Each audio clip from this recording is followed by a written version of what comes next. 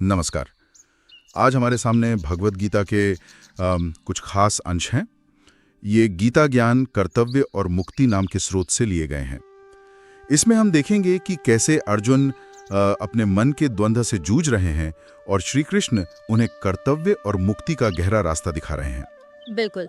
और हमारा मकसद है इन श्लोकों के मर्म तक पहुंचना, मतलब ये समझना कि ये कैसे हमें अपना निर्धारित काम यानी कर्तव्य निभाने, जीवन मृत्यु को एक अलग नजरिए से देखने और हाँ, मन की असली शांति पाने की राह दिखा सकते हैं। तो पहली बात जो स्रोत सामने रखता है वो है श्लोक 31 में क्षत्रिय धर्म और कर्तव्य की। कहा गया है कि अर्जुन को अपने धर्म को देखते हुए युद्ध से पीछे नहीं हटना चाहिए, क्योंकि क्षत्रिय के लिए धर्म युद्ध से बेहतर कुछ नहीं है। यहाँ स्वधर्म की बात हो रही है ना? हाँ बिल्कुल। स्वधर्म यानी अपना नियत कर्म या कह लें जिम्मेदारी। कृष्ण अर्जुन को याद दिला रहे हैं कि समाज में उनकी भूमिका एक योद्धा की है और उस वक्त उनके लिए युद्ध ही कर्तव्य था। ये एक तरह से मतलब अपने दायित्वों को पूरी निष्ठा से निभाने का आह्वान है, चाहे वो कितने भी मुश्किल क्यों न लगे।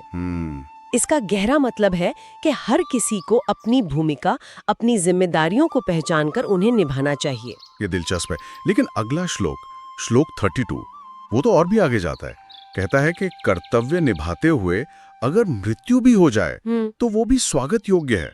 ये विचार थोड़ा कठोर लग सकता है सुनने में। हाँ है तो। ये कर्तव्य के प्रति सर्वोच्च समर्पण की बात है। स्रोत के अनुसार अपने धर्म या कर्तव्य के लिए जान देना भी एक तरह की उपलब्धि या पुण्य का काम माना गया है। ये दिखाता है कि परिणाम की चिंता किए बिना अपने कर्म पर टिके रहना कितना जरूरी है। अच्छा, सीमित नहीं है मेरे ख्याल से। ये जीवन के हर क्षेत्र में अपने उसूलों पर, सिद्धांतों पर अड़िग रहने का प्रतीक है। सही कहा। कर्तव्य की बात तो हुई, लेकिन अर्जुन के सामने एक और बड़ी चुनौती थी, अपने ही लोगों को खोने का डर, उनका दुख मतलब शोक। श्लोक 33-34 में इस पर क्या कहता है? ये बात मुझे हमेशा सोचने पर मजबूर करती है। शोक ना करने की सलाह। हाँ, ये गीता के सबसे गहरे, आप कह सकती हैं, दार्शनिक विचारों में से एक है।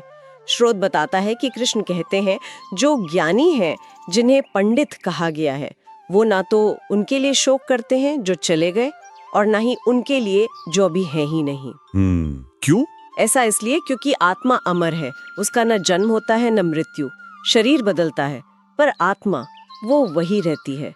शोक अक्सर इस क्षणिक बदलाव से जुड़ा होता है, जबकि सच्चा ज्ञान हमें आत्मा की इस अमरता की सच्चाई में स्थिर करता है। अच्छा, यानी दुख का कारण हमारा मोह और अज्ञान है। तो फिर इस अंदरूनी कश्मकश और दुख से निकलने का रास्ता क्या है?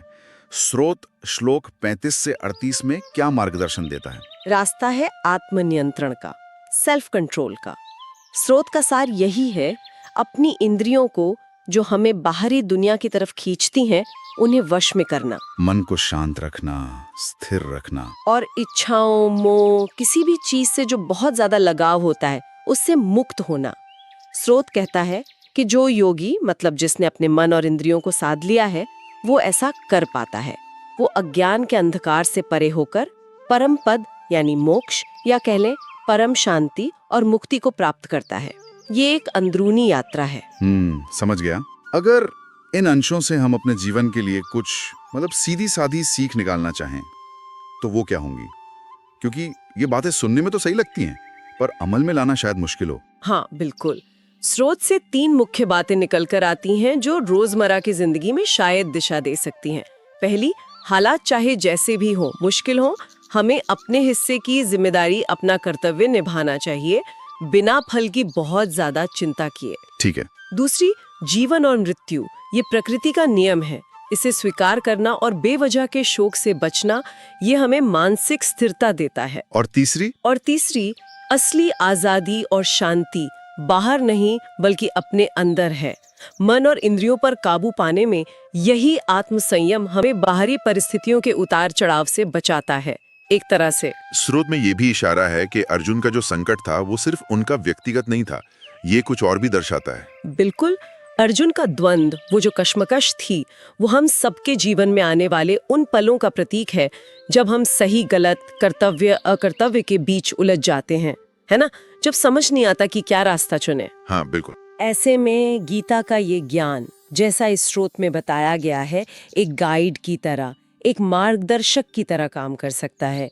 ये हमें याद दिलाता है कि घबराने या भागने की बजाय अपने अंदर की स्थिरता और विवेक को जगाकर सही फैसला लेना मुमकिन है।